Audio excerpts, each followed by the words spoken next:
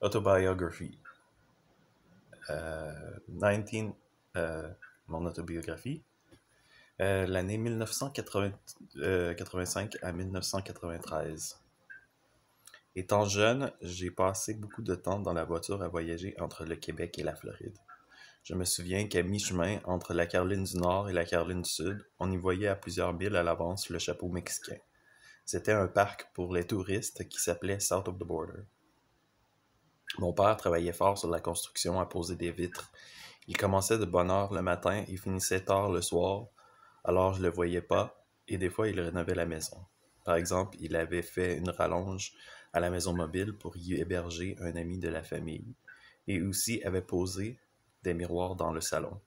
Je me souviens qu'il avait mis du pitch noir avant de mettre les miroirs, parce que c'était ça son métier. Il travaillait dans la construction, et des fois en hauteur, à poser des vitres, et il voyageait à Miami à tous les jours.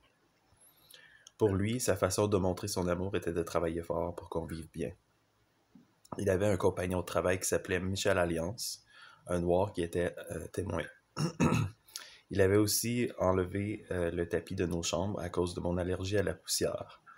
Patrick était un bébé dans ce temps-là et dormait dans une couchette.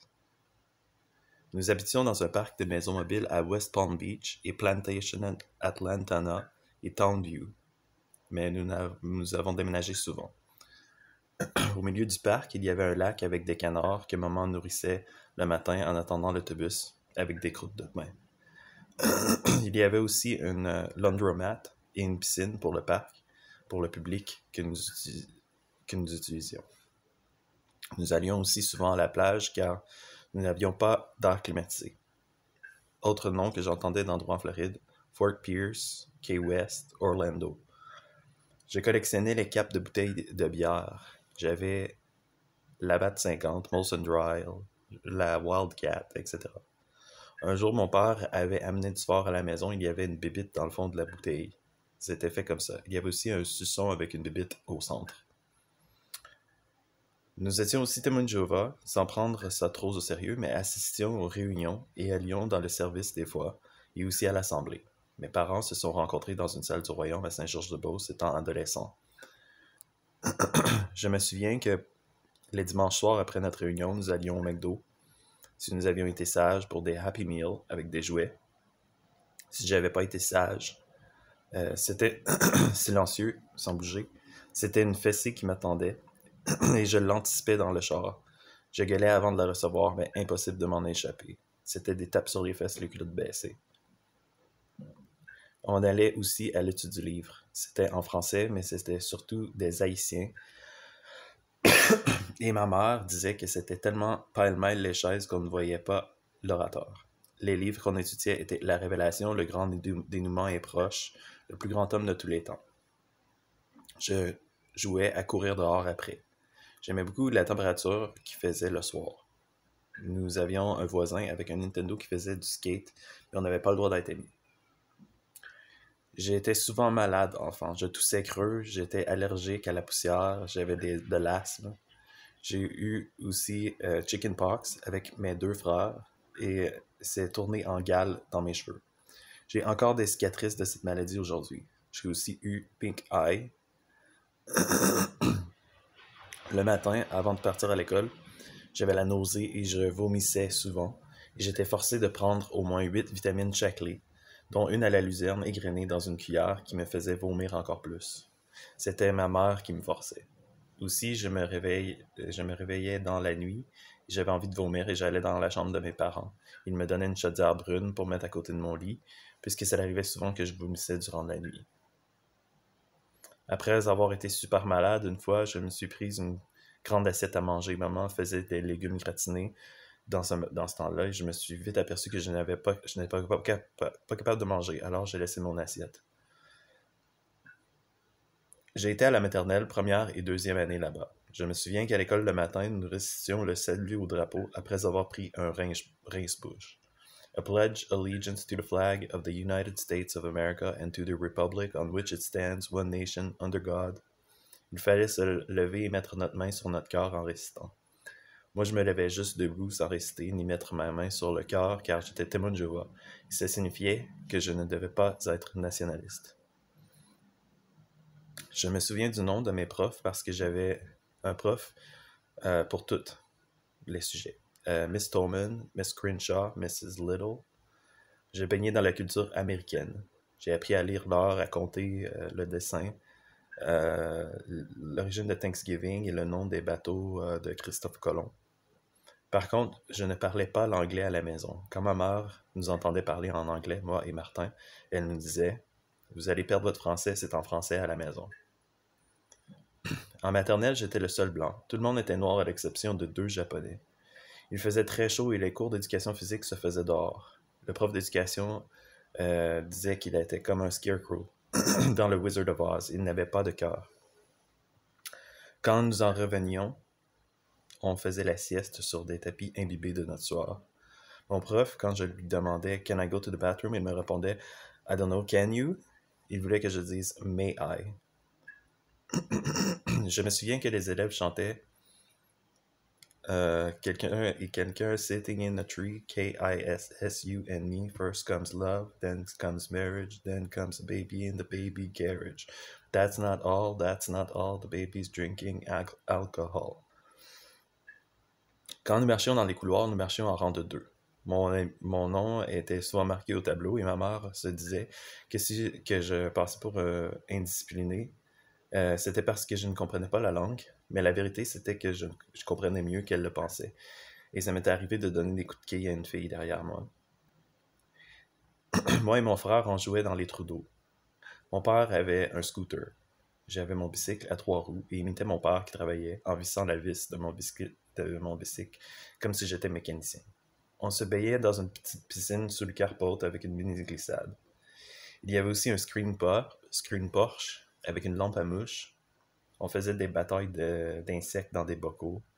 Dans la rallonge, la fille de Richard Poirier avait installé un Nintendo où on avait joué à Mario. Cette fille nous avait recommandé le film Lawnmower Man qu'on avait écouté. Elle était amie avec Martin, mais moi, pour attirer son attention, je lui disais que je chiais multicolore.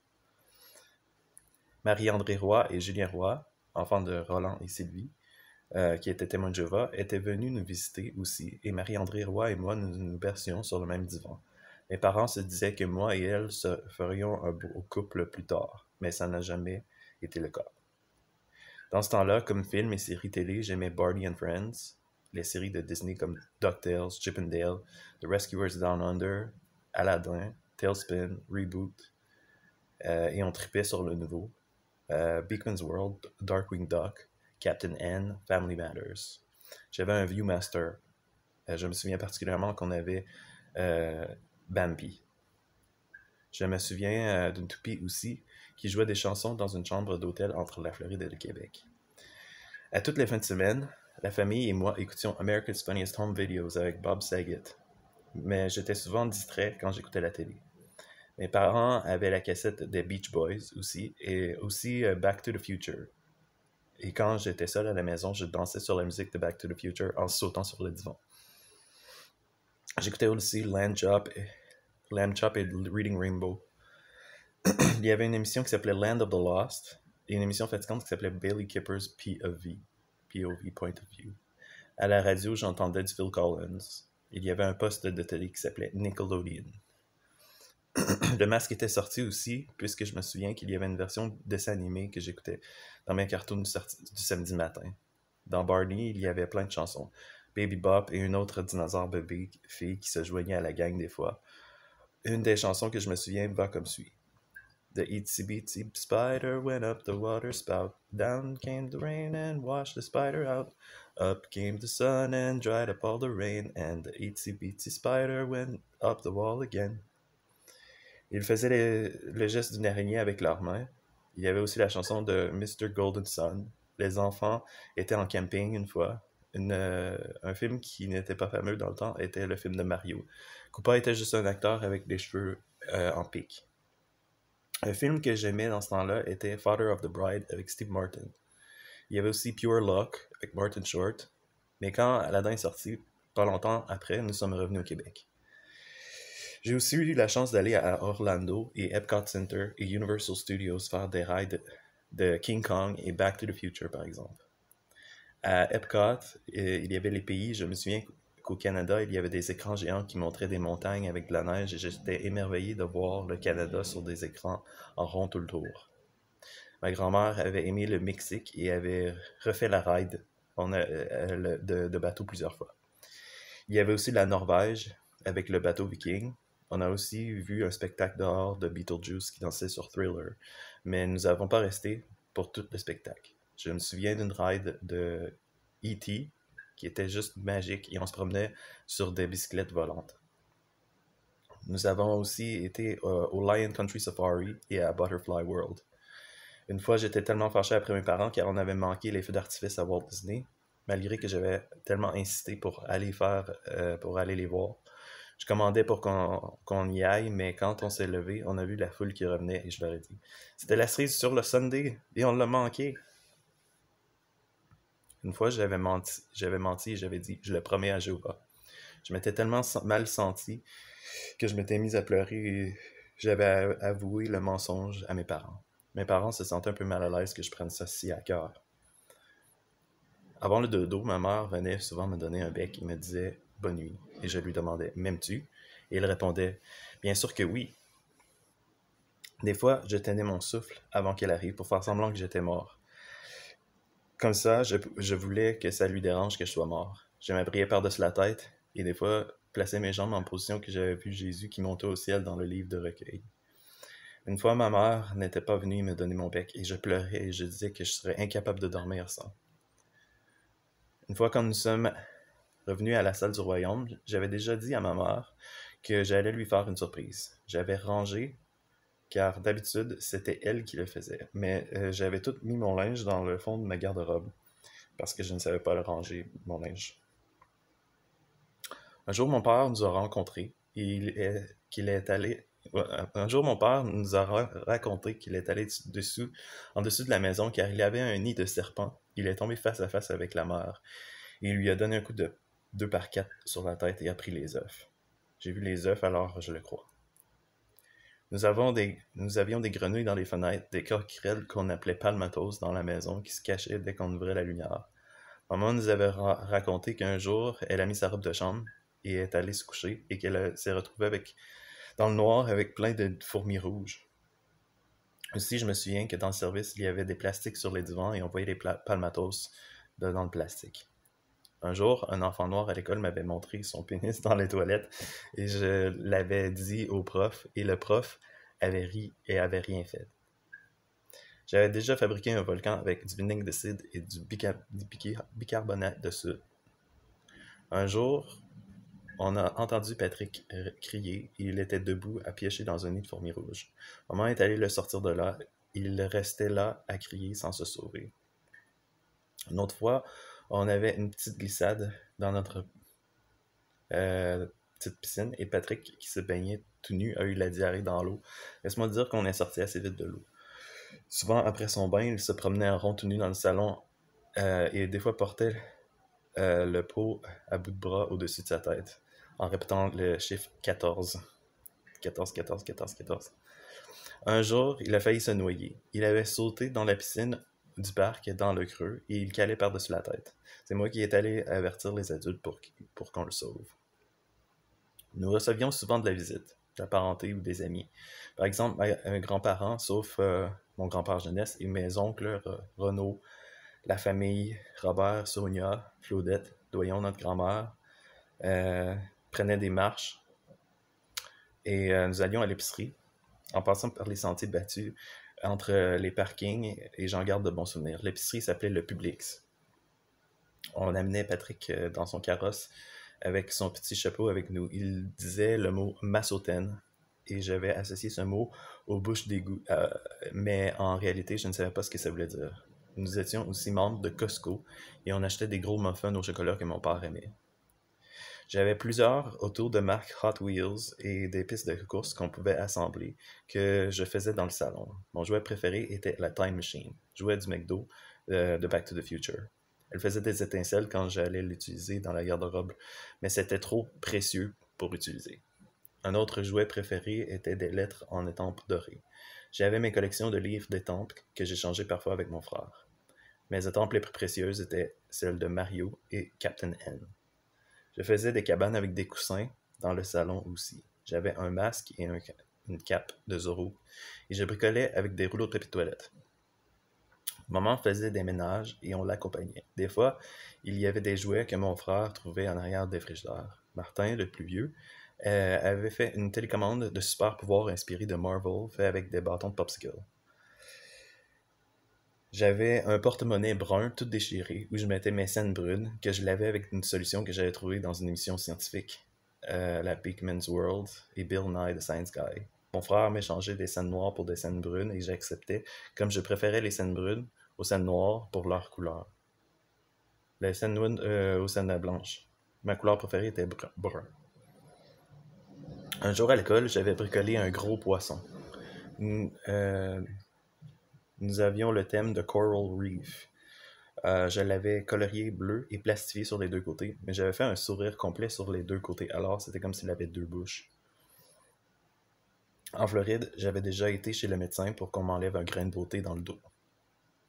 Maman mangeait des pamplemousses avec une cuillère et des champignons tranchés au four avec du fromage. Une fois, moi, Martin et ma grand-mère, nous étions embarrés dehors d'un édifice et Martin est entré par la fenêtre et grand-maman le guidait pour débarrer la porte. J'avais été jaloux de lui cette fois. J'avais l'habitude de me bercer fort sur le divan, qu'on appelait le lazy boy. On appelait ça cogner. Je me souviens que Patrick trempait ses frites dans le sable à la plage avant de les manger. Un jour à l'école, j'ai fait une activité où il fallait couper du long des pointillés pliés sur la ligne. Le résultat donnait une sorte d'image en 3 dimensions, sauf que la prof avait pris ma feuille comme exemple devant tout le monde et avait dit « Vous voyez ça? » Les élèves se sont mis à rire car j'étais le seul qui avait suivi les directives. Tous les autres étudiants de la classe avaient coupé sur la ligne où il fallait plier. J'étais le seul dans ma classe qui l'avait bien fait. J'aimais prendre soin de mon petit frère. Je lui soufflais et lui donnais des becs sur les mains pour sentir sa peau douce. Le film Fern Gully était sorti dans ce temps-là et je me souviens d'une mascotte qui s'appelait Deuceau the Dolphin. Une fois, il y avait un ouragan sérieux appelé Andrew en 1992 et nous avions évacué le parc, mais les dommages sur notre maison mobile furent minimes. Nous écoutions les reportages à la télé et avions été dans une maison plus solide et avions dormi dans des sleeping bags sur le sol. Il y avait un petit chien dans la maison. Ces gens qui nous hébergeaient étaient des témoins de Jéhovah. Nous allions aussi à l'assemblée là-bas. Aussi, nous n'avions pas d'air climatisé, alors nous allions souvent à la plage et on y passait la journée. Et je pognais souvent des coups de soleil. Je détestais mettre de la graine solaire. Des fois, on s'installait en dessous des tipis. Dans Darkwing Duck, il y a une série d'épisodes où plusieurs héros de la série se sont rencontrés. Quand je marchais dans le parc le soir, je me souviens d'avoir vu chez le voisin la télé qui jouait au Nintendo. Mon père travaillait à Miami et voyageait à tous les jours et travaillait jusqu'à tard le soir. Il s'était fait un compagnon qui s'appelait Michel Alliance. Jean-Louis Ferland et Gisèle Ferland étaient aussi des amis de la famille qui sont venus nous visiter et on avait été dans un Red Lobster, un restaurant de fruits de mer. Aussi, mon oncle Renaud et la famille sont venus nous visiter et on a fait un film sur cassette. Probablement que ce film existe toujours chez mes parents. Une fois, j'avais vomi sur mes pantalons jaunes à l'école et ma mère est venue me chercher. Une fois, un poisson m'a mordu l'orteil quand je marchais sur la plage dans une vague. Nous étions souvent de dessous du tipi. Quand il y avait une alerte au jellyfish ou un requin, la baignade était interdite. À la plage, on creusait des trous dans le sable pour s'amuser. On arrivait dans les coquillages et dans l'eau.